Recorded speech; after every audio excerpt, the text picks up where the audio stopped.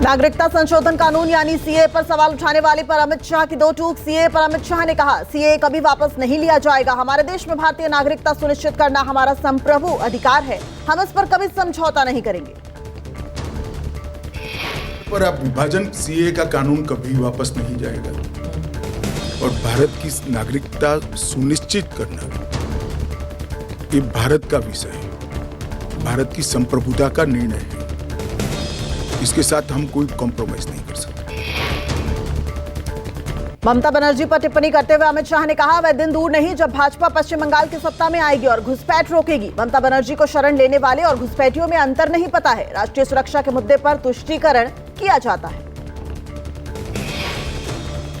मोदी जी ने विभाजन वो खौफ पैदा कर रही है, हिंदू और मुसलमानों के बीच में विवाद कराना चाहती है, अपनी वोट बैंक का कंसोलिडेशन करना चाहती है। ममता जी इसको मत रोकिए, करने जैसा काम है घुसपैठ रोकिए। अमित शाह ने विरोधियों को दिया जवाब, कहा सीए से नहीं छीनेगी किसी की नागरिकता, डरने की जरूरत नहीं। सीए की टाइमिंग को लेकर अमित शाह का विपक्ष पर करारा वार, कहा ओवैसी, राहुल गांधी, अरविंद केजरीवाल, ममता बनर्जी समेत सभी विपक्षी दल झूठ की राजनीति कर रहे हैं। टाइमिंग का कोई सवाल ही नहीं है। हमने 2019 में ही सीए लाने का ऐलान कर दिया था।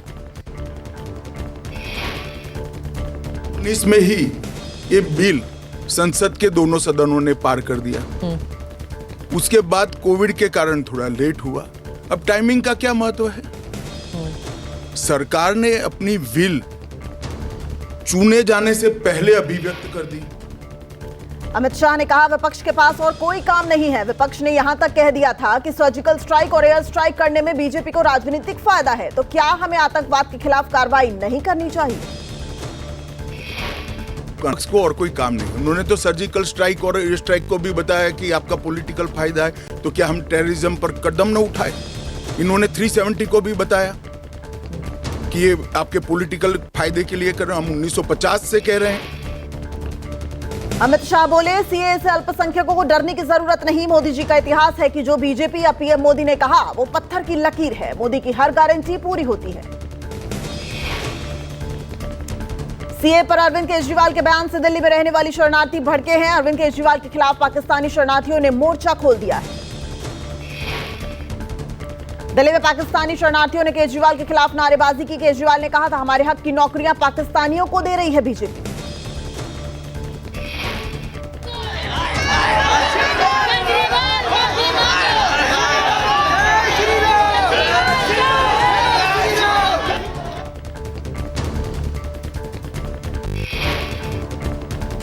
भारत जोड़ो न्याय यात्रा का आज 61वां दिन। नासिक के चांदवार से शुरू हुई राहुल की यात्रा। एक मंच पर साथ आए राहुल गांधी, शरद पवार और संजय राउत।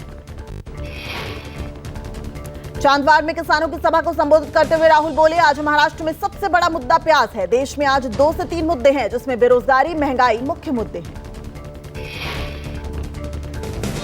राहुल ने केंद्र सरकार पर हमला बोला, कहा आज किसान दिल्ली में रामलीला मैदान में खड़े हैं, लेकिन सरकार ने किसानों को अनदेखी कर पूंजीपतियों का 16 लाख करोड़ रुपए का कर्जा माफ किया है। आज किसान दिल्ली में रामलीला मैदान में खड़े हैं, आपका 1 रुपया कर्जा माफ नहीं किया और हिंदुस्तान के सबसे बड़े अरबपतियों का 16 लाख करोड़ रुपया माफ किया है महीने। राहुल बोले, हिंदुस्तान के अमीर लोगों का पैसा माफ हो सकता है, लेकिन किसानों को सही दाम नहीं दिया जाता। किसानों को नुकसान होता है तो बीमा का पैसा नहीं दिया जाता। राहुल ने कहा, मीडिया ध्यान को डाइवर्ट कर रहा है। पीएम समंदर के अंदर जाएंगे, पूजा करेंगे, वो सब मीडिया में दिखाया जाता है, लेकिन किसानों के हक की बात कोई नहीं करता। नासिक में भारत जोड़ो न्याय यात्रा पर कांग्रेस महासचिव जयराम रमेश ने कहा है, राहुल आज त्र्यंबकेश्वर ज्योतिर्लिंग मंदिर में दर्शन करेंगे। साथ ही कहा, एमएसपी को लेकर सरकार की कोई मंशा नहीं दिख रही। और आज त्र्यंबकेश्वर ज्योतिर्लिंग मंदिर में जा रहे हैं, तो सुबह किसानों के साथ और दोपहर मंदिर में दर्शन पर। दिल्ली के रामलीला मैदान में किसानों की महापंचायत। देश भर से कई किसान संगठन महापंचायत में शामिल। मोदी सरकार के खिलाफ संघर्ष पत्र पारित करेंगे किसान। चरनी ग्रुप के राष्ट्रीय अध्यक्ष गुरनाम चरनी के नेतृत्व में महापंचायत में शामिल होने के लिए किसान दिल्ली रवाना। चरनी बोले, एक साथ मिलकर किसानों और मजदूरों के हक की लड़ाई लड़ेंगे। मजदूरों की जो मांगे हैं, जब आंदोलन समाप्त हुआ था, वो मांगे अभी तक पूरे तौर पे नहीं मानी है। सरकार से भी हम ये अनुरोध करते हैं कि समय रहते किसानों की बातें मान ले। हम कोई अवैध नहीं मांग रहे, उनसे अपना अधिकार ही मांग रहे हैं। गुरनाम सिंह चरनी ने कहा, युवा बेरोजगारी के कारण विदेश की ओर पलायन कर रहा है। एमएसपी को लेकर जब तक हमारी मांगे नहीं मानी जाएंगी तब तक लड़ाई जारी रहेगी।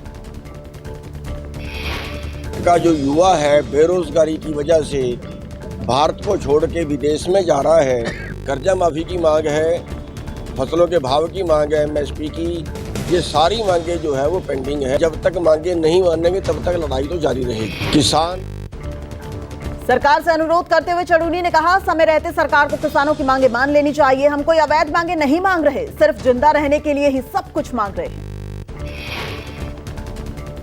गुरनाम सिंह चरनी बोले, संयुक्त किसान मोर्चा से हमारा समझौता हो गया है। पंजाब के जत्थेबंदियों से अनुरोध है कि सभी एक मंच पर आएं और इकट्ठे होकर लड़ाई लड़ें।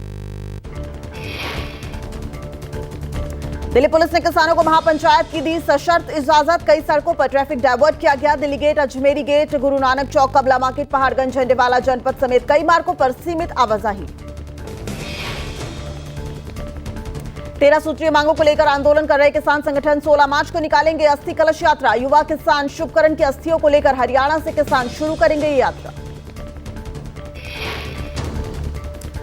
सरकारी योजनाओं को लेकर एमपी सरकार में मंत्री कैलाश विजयवर्गीय का बड़ा बयान। कहा, ऐसी घोषणा नहीं करनी चाहिए जिससे खजाना ही खाली हो जाए। कैलाश विजयवर्गीय बोले, हमने श्रीलंका का हाल देखा, वहां भी सरकार मुफ्त में सब दे रही थी, खजाना खाली होने से लोग सड़कों पर आ गए थे। सीए को लेकर बोले कैलाश विजयवर्गीय, कहा, भारत सरकार को सीए लागू कर दिया है। सरकार का यह बड़ा साहसिक निर्णय है। हमारा काम है हम सब इसका साथ दें। लोकसभा चुनाव से पहले नागपुर में संघ की अहम बैठक। बीजेपी अध्यक्ष जेपी नड्डा और बीएल संतोष भी बैठक में शामिल होंगे। 15 से 17 मार्च तक 3 दिन तक चलने वाली संगठन की बैठक में पंच परिवर्तन पर चर्चा की जाएगी। लोकसभा चुनाव की रणनीति पर भी चर्चा की जा सकती है। हर 3 वर्ष के बाद आरएसएस में सरकारवाह चुनाव होता है और चुनावी वर्ष की सभा नागपुर में की जाती है। इस बैठक में 1529 कार्यकर्ता शामिल होंगे। आरएसएस के सभी 36 सहयोगी संगठन के राष्ट्रीय अध्यक्ष और संगठन महामंत्री शामिल होंगे। लोकसभा चुनाव के लिए बीजेपी ने जारी की उम्मीदवारों की दूसरी लिस्ट। 10 राज्यों की 72 सीटों पर प्रत्याशियों का ऐलान। दूसरी सूची में मौजूदा 30 सांसदों के टिकट खरीद। केंद्रीय मंत्री नितिन गडकरी को नागपुर, पीयूष गोयल को मुंबई उत्तर, अनुराग ठाकुर को हमीरपुर से मिला टिकट। नितिन गडकरी का नाम पहली लिस्ट में न होने पर सियासत की जा रही थी। हरियाणा सीएम पद से इस्तीफा देने वाले मनोहर लाल खट्टर करनाल से उम्मीदवार बनाए गए हैं। कल ही खट्टर ने विधायक पद छोड़ा था। हरियाणा में अचानक खट्टर के इस्तीफे से उनके लोकसभा में उतरने के कयास लगाए जा रहे थे। दिल्ली की बाकी बची 2 सीटों पर प्रत्याशियों का ऐलान। पूर्व दिल्ली से हर्ष मल्होत्रा और उत्तर पश्चिमी दिल्ली से योगेंद्र चंदोलिया को टिकट। 140 सांसदों को दोबारा मिला मौका। 63 मौजूदा सांसदों का पत्ता कटा। दिल्ली की 7 सीटों पर इस बार 6 नए चेहरे मैदान में उतारे गए हैं। सिर्फ उत्तर पूर्वी दिल्ली से सांसद मनोज तिवारी को फिर से बीजेपी ने अपना उम्मीदवार बनाया है। बाकी सभी 6 चेहरे नए हैं। महाराष्ट्र के डिंडौरी से अपनी उम्मीदवारी पर केंद्रीय मंत्री भारती प्रवीण पवार ने पीएम और डिप्टी सीएम देवेंद्र फडणवीस को धन्यवाद किया। कहा, बीजेपी ने हमेशा नारी शक्ति का सम्मान किया है और मुझे नामांकित करके महिला सशक्तिकरण का उदाहरण पेश किया है। आज हमारी अनेक महिलाएं महाराष्ट्र से सांसद उम्मीदवार बनी है, तो ये महिलाओं का सम्मान है। इसलिए मैं आभार भी व्यक्त करती हूँ और ये विश्वास जताया, इसीलिए मैं। महाराष्ट्र के नंदुरबार से हिना गावित को बीजेपी ने तीसरी बार टिकट दिया। अपनी उम्मीदवारी पर भाजपा सांसद हिना गावित बोली, पीएम मोदी का उन पर विश्वास करने के लिए और मुझे तीसरी बार जिम्मेदारी देने के लिए धन्यवाद। इंदौर से अपनी उम्मीदवारी पर बीजेपी नेता शंकर लालवानी ने कहा, मुझ जैसे छोटे कार्यकर्ता को प्रदेश की सेवा करने का मौका दिया। हम सब कार्यकर्ता मिलकर इंदौर में एक नया इतिहास बनाएंगे। मेरे जैसे छोटे कार्यकर्ता को एक बार फिर से इंदौर की सेवा करने का मौका मिला है। हम सब मिलकर पार्टी के कार्यकर्ता जी जान से लगकर और इंदौर की जनता के आशीर्वाद से इंदौर में एक नया इतिहास बनाएंगे। केंद्रीय मंत्री नितिन गडकरी नागपुर लोकसभा सीट से अपनी उम्मीदवारी की घोषणा के बाद नागपुर पहुंचे। कार्यकर्ताओं का जोश हाई था। नितिन गडकरी का सम्मान किया गया। नितिन गडकरी के समर्थकों ने पटाखे फोड़कर जश्न मनाया, एक दूसरे को मिठाई खिलाई और डांस करके खुशियां मनाई। भाजपा ने अंबाला लोकसभा से वरिष्ठ भाजपा नेता बंतो कटारिया को उम्मीदवार बनाया। पूर्व सांसद रतनलाल कटारिया की धर्मपत्नी है बंतो कटारिया।